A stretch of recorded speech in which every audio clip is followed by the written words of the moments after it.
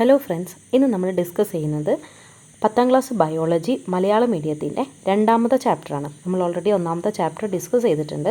അപ്പോൾ അതെല്ലാവരും കണ്ടിട്ടുണ്ടെന്ന് വിശ്വസിക്കുന്നു. അപ്പോൾ നമുക്ക് രണ്ടാമത്തെ ചാപ്റ്ററിലേക്ക് കടക്കാം. പരിണാമത്തിൻ്റെ വഴികൾ ഇതാണ് നമ്മുടെ ചാപ്റ്ററിൻ്റെ പേര് വരുന്നത്. നമുക്കൊരു കേസ് സ്റ്റഡി വെച്ചിട്ടാണ് ഈ ചാപ്റ്റർ തുടങ്ങുന്നത്. അതൊന്ന് ജസ്റ്റ് വായിച്ചു നോക്കാം. കടുത്ത ചുമയും കഫക്കെട്ടുമായി ആശുപത്രിയിൽ പ്രവേശിപ്പിച്ച ഒരു യുവാവിൻ്റെ നെഞ്ചിൻ്റെ എക്സ്റേയും ശ്വാസകോശദ്രവവും പരിശോധിച്ച് ഡോക്ടർ ക്ഷയരോഗബാധ സ്ഥിരീകരിച്ചു. 6 ആഴ്ചത്തേക്ക് നിരവധി ആൻറ്റിബയോട്ടിക്കുകളും തുടർന്ന് 33 ആഴ്ചത്തേക്ക് പ്രത്യേക ആൻറ്റിബയോട്ടിക്കും നൽകി. ചികിത്സ ആരംഭിച്ച് 10 മാസത്തിന് ശേഷം ശ്വാസകോശദ്രവത്തിൻ്റെ കൾച്ചറും നെഞ്ചിൻ്റെ എക്സ്റേയും പരിശോധിച്ച് ക്ഷയരോഗം ഭേദമായി എന്ന് ഉറപ്പാക്കി ചികിത്സ പൂർത്തിയാക്കി. 2 മാസത്തിന് ശേഷം വീണ്ടും ഇതേ രോഗലക്ഷണങ്ങളുമായി യുവാവിനെ ആശുപത്രിയിൽ പ്രവേശിപ്പിച്ചു. മുമ്പ് ചെയ്തതുപോലെ വിവിധ ആൻറ്റിബയോട്ടിക്കുകൾ ഉപയോഗിച്ച് ചികിത്സിച്ചിട്ടും 10 ദിവസത്തിന് ശേഷം ശ്വാസതടസ്സം മൂലം അദ്ദേഹം മരണപ്പെട്ടു. 10 ദിവസത്തിന് ശേഷം ആണ് അദ്ദേഹം മരിക്കുന്നത്. തുടർ പരിശോധനയിൽ ക്ഷയരോഗാണുക്കൾ വീണ്ടും സജീവമായതാണ് രോഗകാരണമെന്ന്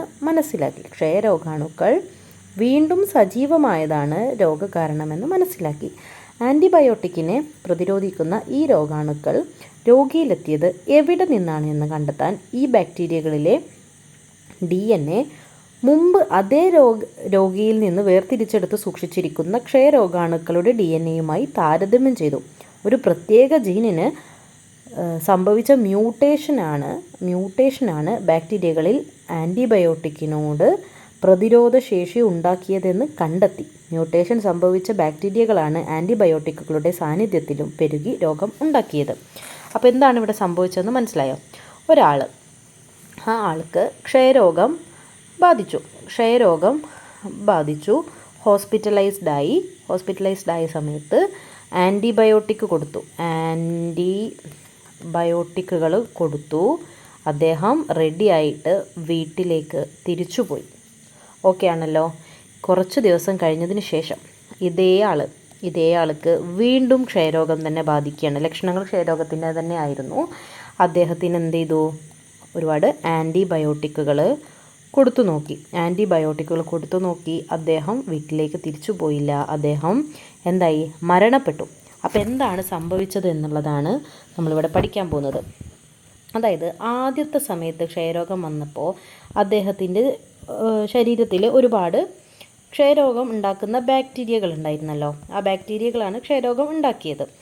അപ്പോൾ നമ്മൾ എന്ത് ചെയ്തു?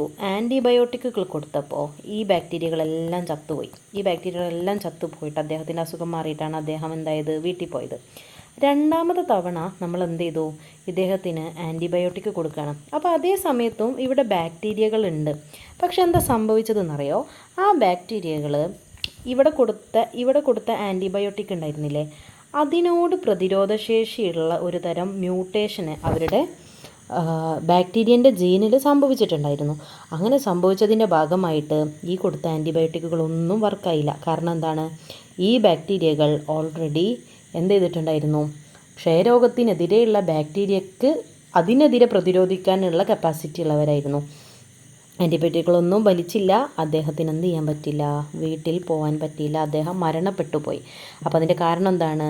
ആൻറ്റിബയോട്ടിക്കിനോട് പ്രതിരോധശേഷി ഉണ്ടാക്കി എന്നുള്ളതാണ്. അതിനെങ്ങനെയാണ് സംഭവിച്ചത്? ഒരു പ്രത്യേക ജീനിന് സംഭവിച്ച മ്യൂട്ടേഷൻ. അപ്പോൾ ഇവിടെയുള്ള ബാക്ടീരിയൻ്റെ ഏതോ ഒരു ജീനിന് മ്യൂട്ടേഷൻ സംഭവിച്ചു. ആ മ്യൂട്ടേഷനിൽ എന്താണ് ഉണ്ടായത്? നമ്മൾ കൊടുക്കുന്ന ആൻറ്റിബയോട്ടിക്കിന് ബാക്ടീരിയക്ക് ഒരു പ്രതിരോധശേഷി കിട്ടി. അപ്പോൾ ആൻറ്റിബയോട്ടിക്കുകളൊന്നും വർക്കായില്ല. അപ്പോൾ ബാക്ടീരിയകൾ വീണ്ടും പെറ്റുപെരുകി. അതെങ്ങനെയാണ് നമുക്ക് മനസ്സിലായത്? ആദ്യത്തെ സമയത്ത് ഇദ്ദേഹത്തിൽ നിന്ന് എടുത്തു വെച്ച DNA ഉണ്ടാവൂലേ, ആ DNA-യും അദ്ദേഹത്ത് പിന്നീട് അസുഖം വന്നപ്പോൾ എടുത്ത ബാക്ടീരിയ ഉണ്ടാവില്ലേ, അതിൻ്റെ DNA-യും കൂടെ എന്ത് ചെയ്തു? കമ്പയർ ചെയ്ത് നോക്കി. ഇതായിരുന്നു ആദ്യത്തെ DNA 1. രണ്ടാമത്തെ DNA ഇതായിരുന്നു DNA 2. ഇവിടെ എന്താണ് വ്യത്യാസം വന്നത്? രണ്ടാമത്തെ DNA ആയ സമയത്ത് ഒരു ചെറിയ മ്യൂട്ടേഷൻ വന്നിരുന്നു. ആ മ്യൂട്ടേഷൻ വഴി എന്ത് ചെയ്തു? ആൻറ്റിബയോട്ടിക്കിനോട് പ്രതിരോധശേഷി വരികയും നമ്മൾ കൊടുത്ത മരുന്ന് ഏൽക്കാണ്ട് വരികയും ചെയ്തു. അപ്പോൾ അതാണ് കേസ് സ്റ്റഡി മനസ്സിലായിട്ടുണ്ടെന്ന് വിശ്വസിക്കുന്നു.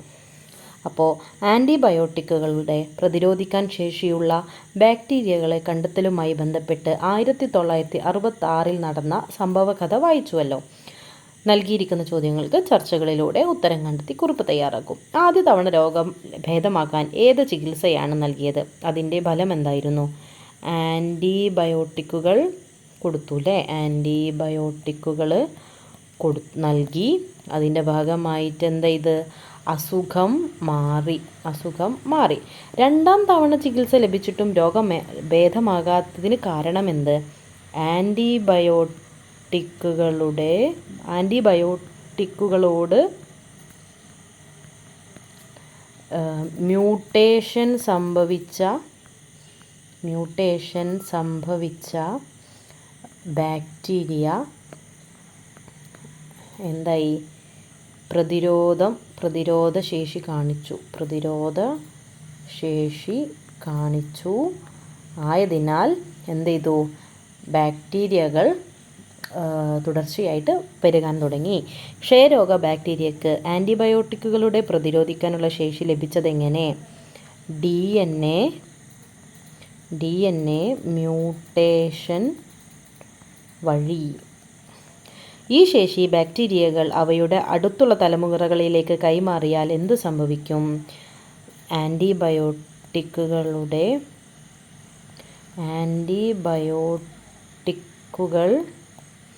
ഉപയോഗപ്രദമല്ലാതെയായി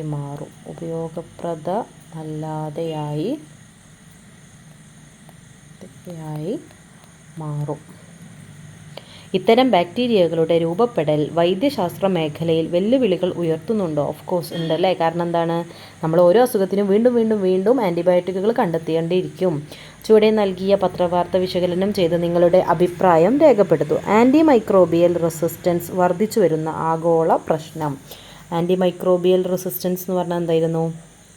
പ്രതിരോധശേഷി. ആൻറ്റിബയോട്ടിക്കുകളോട് പ്രതിരോധശേഷി കാണിച്ചു വരുന്നു. നിലവിൽ ഏറ്റവും വിശ്വസനീയമായ ചില ആൻറ്റിബയോട്ടിക്കുകൾ സൂപ്പർ ബഗുകൾ എന്നറിയപ്പെടുന്ന ബാക്ടീരിയകൾക്കെതിരെ ഫലപ്രദമല്ലെന്ന് ഡോക്ടർമാരും പൊതുജന ആരോഗ്യ വിദഗ്ധരും ശാസ്ത്രജ്ഞന്മാരും മുന്നറിയിപ്പ് നൽകുന്നു.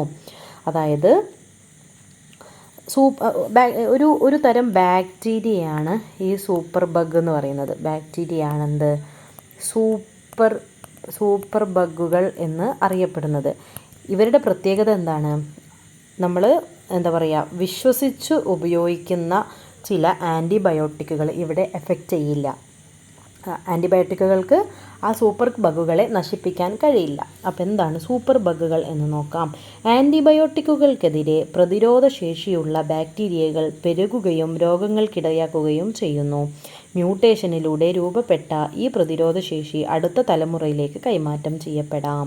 കാലക്രമേണ പ്രതിരോധശേഷിയുള്ള ബാക്ടീരിയകളുടെ അനുപാതം വർദ്ധിക്കുകയും മറ്റനവധി മ്യൂട്ടേഷനുകളിലൂടെ ഒന്നിലധികം ആൻറ്റിബയോട്ടിക്കുകളെ പ്രതിരോധിക്കാനുള്ള ശേഷി കൈവരിക്കുകയും ചെയ്യുന്നു. ഇത് മൾട്ടി ഡ്രഗ് റെസിസ്റ്റൻറ്റ് ഇനങ്ങളുടെ അവരെയാണ് സൂപ്പർ ബഗുകൾ എന്ന് വിളിക്കുന്നത് ആവിർഭാവത്തിലേക്ക് നയിക്കുന്നു. നിലവിലുള്ള ആൻറ്റിബയോട്ടിക്കുകൾ ഇവയ്ക്കെതിരെ പ്രയോജനപ്പെടാത്തതിനാൽ ഇത്തരം ബാക്ടീരിയകളുടെ രൂപപ്പെടൽ ആരോഗ്യ സംരക്ഷണത്തിൽ മുഖ്യ ആശങ്കയായി മാറുന്നു. എന്താണ് അപ്പോൾ സൂപ്പർ ബഗുകൾ എന്ന് പറഞ്ഞാൽ? മൾട്ടി ഡ്രഗ് റെസിസ്റ്റൻ്റ് ആയിട്ടുള്ള ബാക്ടീരിയകളാണ്. മൾട്ടി ഡ്രഗ് റെസിസ്റ്റൻ്റുകൾ ആയിട്ടുള്ള ബാക്ടീരിയകളെയാണ് നമ്മൾ എന്ത് പറയുന്നത്? സൂപ്പർ ബഗ് എന്ന് വിളിക്കുന്നത്. അതായത് എന്താണ്?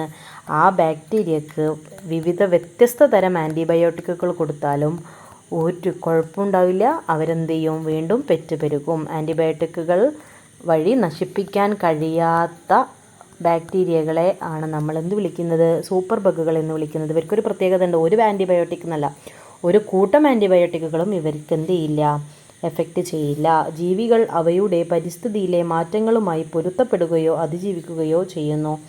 ആദിമ കോശത്തിൽ നിന്നും ഇന്ന് കാണുന്ന ജൈവ വൈവിധ്യം രൂപപ്പെടുന്നതിന് പിന്നിൽ ഇത്തരം നിരവധി പ്രക്രിയകൾ ഉണ്ടായിരിക്കുമല്ലോ. ഇത്തരം പ്രക്രിയകളെക്കുറിച്ചുള്ള അന്വേഷണങ്ങളാണ് പരിണാമശാസ്ത്രത്തിന് അടിത്തറയിട്ടത്. അവയെ സിദ്ധാന്ത രൂപത്തിൽ വിശദീകരിക്കുവാൻ പല ശാസ്ത്രജ്ഞർക്കും സാധിച്ചിട്ടുമുണ്ട്. അപ്പോൾ ഇവിടെ തന്നെ പറയേണ്ടത് എന്ത്? ഈ മൾട്ടി ഡ്രഗ് റെസിസ്റ്റൻ്റ് എന്നുള്ള സ്വഭാവം തലമുറകൾ കൈമാറ്റം ചെയ്യപ്പെടുകയും ചെയ്യും. അതായത് ഇതാണ് ബാക്ടീരിയ എന്ന് വെച്ചാൽ, ഈ ബാക്ടീരിയക്ക് മൾട്ടി ഡ്രഗ് റെസിസ്റ്റൻസും ഉണ്ട്. ആ ബാക്ടീരിയക്ക് ഉണ്ടാകുന്ന കുഞ്ഞു ബാക്ടീരിയ, അതിൻ്റെ കുഞ്ഞിന് പോലും അടുത്ത ജനറേഷനിൽ പോലും ഈ മൾട്ടി ഡ്രഗ് റെസിസ്റ്റൻസ് കാണിക്കും. അപ്പോൾ നമ്മൾ അച്ഛനെ മാത്രം പ്രതിരോധിച്ചിട്ട് കാര്യമില്ല, വരാൻ പോകുന്ന മക്കൾക്കും എന്താണ്, അല്ലെങ്കിൽ അമ്മനെ മാത്രം നശിപ്പിച്ചിട്ട് കാര്യമില്ല, വരാൻ പോകുന്ന മക്കൾക്കും ഇവരെന്ത് ചെയ്യും, ഈ കഴിവിനെ അങ്ങോട്ട് കൊടുക്കും. അപ്പോൾ പിന്നെ നമുക്ക് ഒരു ആൻറ്റിബയോട്ടിക്കും എഫക്റ്റ് ചെയ്യാത്ത രീതിയിൽ ആയി മാറും. അങ്ങനെ നമ്മൾ ചെയ്യുന്ന കാര്യങ്ങളോട് തന്നെ, അല്ലെങ്കിൽ അതുപോലെ തന്നെ പരിസ്ഥിതിയോടും പല ജീവജാലങ്ങളും പല രീതിയിലാണ് റെസ്പോണ്ട് ചെയ്യുന്നുണ്ടാവുക. അങ്ങനെ പണ്ട് കണ്ടിരുന്ന ആദിമ കോശത്തിൽ നിന്നും ഇന്ന് കാണുന്നൊരു ജൈവ വൈവിധ്യം രൂപപ്പെട്ടത് എന്താണ്, പല പ്രക്രിയകൾ വഴിയാണ്. അതായത് ഇപ്പോൾ ഒരു ഫ്ലോ ചാർട്ട് പോലെ, അല്ലെങ്കിൽ സ്റ്റെപ്പ് ബൈ സ്റ്റെപ്പ് ആയിട്ടാണ് ഒന്നിൽ നിന്ന് മറ്റൊന്ന്, അതിന് രൂപാന്തരം സംഭവിച്ച മറ്റൊന്ന്. അപ്പോൾ അതിനാണ് പരിണാമശാസ്ത്രം എന്ന് നമ്മൾ പറയുന്നത്. അപ്പോൾ പരിണാമശാസ്ത്രത്തെക്കുറിച്ചാണ് നമ്മൾ ഈ ഒരു ചാപ്റ്ററിൽ അധികവും പഠിക്കുന്നത്.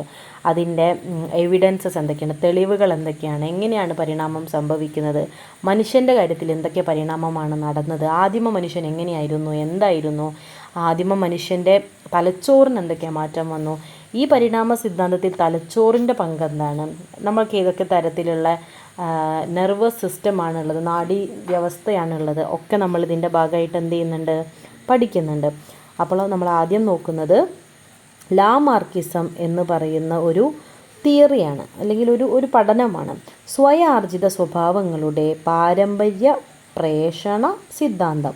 അതായത് നമ്മൾ ആർജിച്ചെടുക്കുന്ന, നമ്മുടെ ജീവിതത്തിൽ നിന്ന് നമ്മളെടുക്കുന്ന സ്വഭാവം, നമ്മൾ പഠിച്ചെടുക്കുന്ന, നമ്മൾ ഉണ്ടാക്കിയെടുക്കുന്ന ഒരു സ്വഭാവം പാരമ്പര്യമായി കൈമാറുന്നതിനെ കുറിച്ചുള്ള ഒരു സിദ്ധാന്തമാണ് ലാമാർക്കിസം എന്ന് പറയുന്നത്.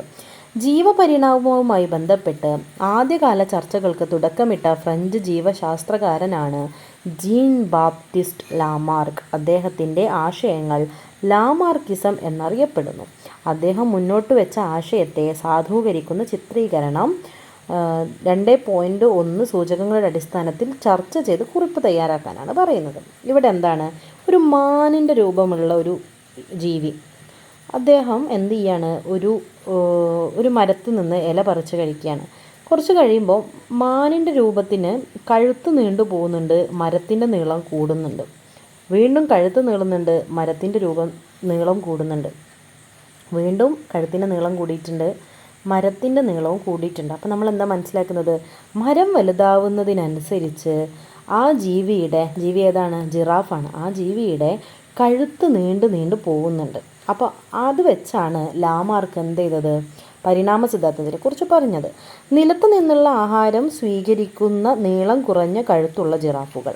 ഓക്കെ, ഭക്ഷണ ദൗർബല്യം കാരണം ഉയരം കൂടിയ ചില്ലകളിൽ നിന്നുള്ള ഇലകൾക്കായി കഴുത്ത് നീട്ടിയതിൻ്റെ ഫലമായി ജിറാഫിൻ്റെ കഴുത്തിന് നീളം കൂടുന്നു. ആർജിത സ്വഭാവങ്ങൾ തലമുറകളിലൂടെ കൈമാറ്റം ചെയ്യപ്പെട്ട് നീളം കൂടിയ കഴുത്തുള്ള ജിറാഫുകളുടെ ആവിർഭാവം. അപ്പോൾ ഇവിടെ നമ്മൾ ആദ്യം മനസ്സിലാക്കേണ്ട ഒരു കാര്യം എന്താണെന്ന് വെച്ചിട്ടുണ്ടെങ്കിൽ, ഇത് ഒരു ജീവിയല്ല.